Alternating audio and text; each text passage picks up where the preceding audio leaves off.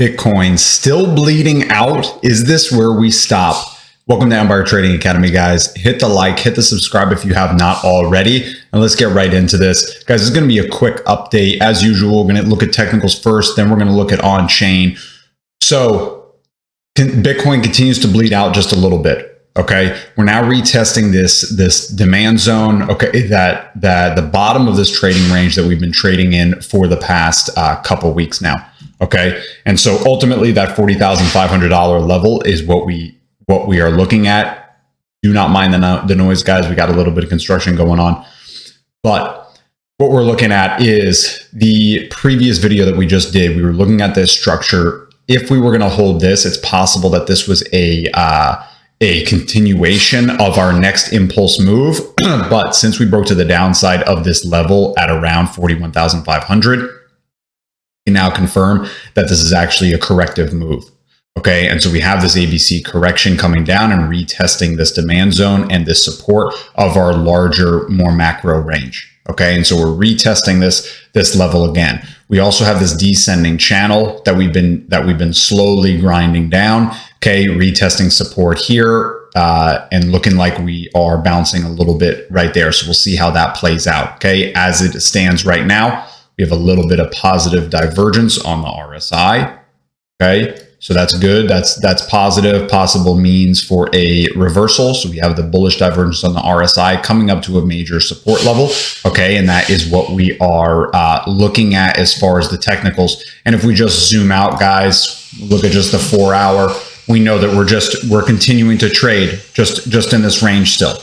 Okay, and so until we get out of this and make a break to either side, we're just meandering. Now, you know that we have been showing that we're looking at this as a possible reset. You know that we've been talking about this, and before our moves up, that's exactly what happens.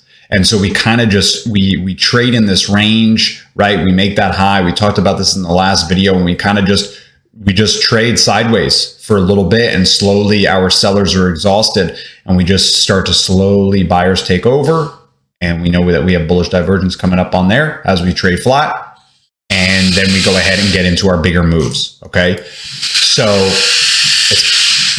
it's possible that this is what we are looking at here, and we just trade sideways in this range before we go ahead and we move higher to the upside.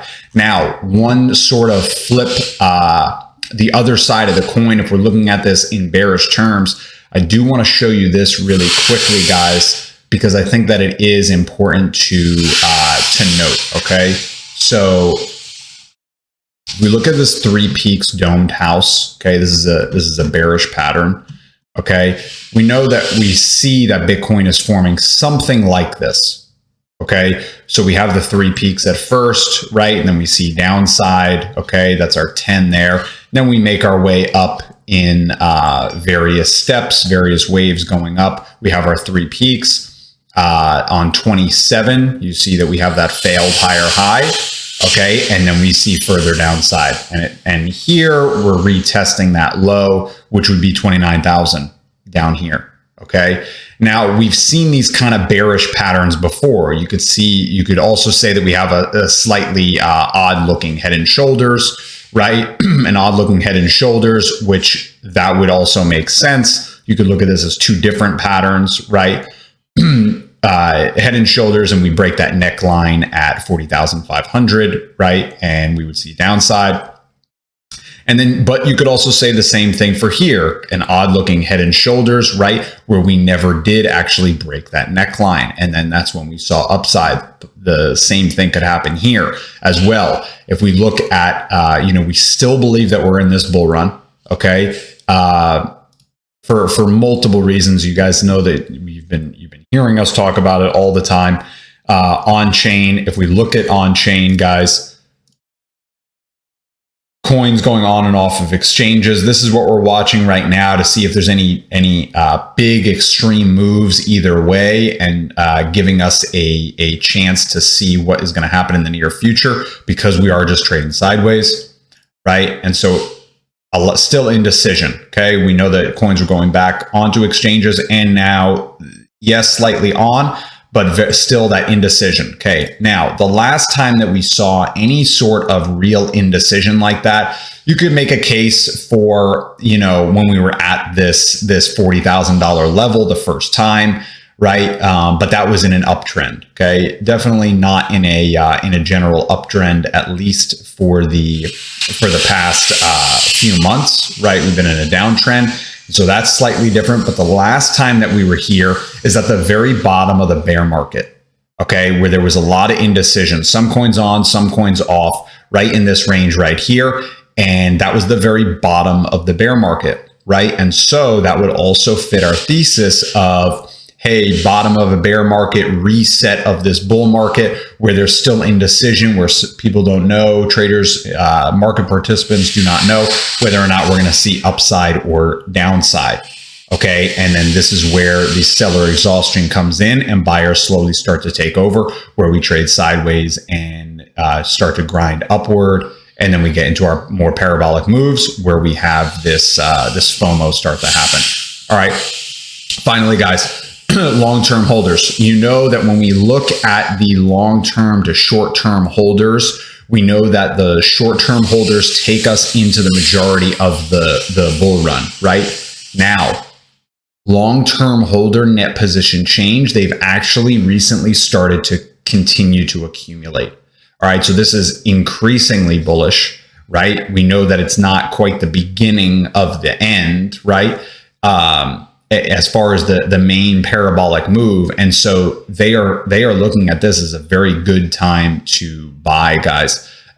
They're buying at every major correction right before we see further upside. And so this is extremely positive to see that these long-term holders, and then we know that hodlers are continuing to accumulate as well, and increasingly so. All right, so these are increasingly bullish metrics in the macro, giving us a little bit behind the scenes.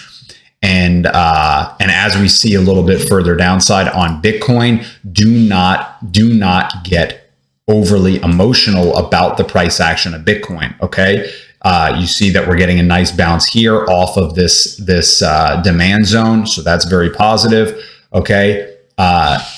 Again, guys, do not let your emotions take over during these phases, and also do not get lulled to sleep.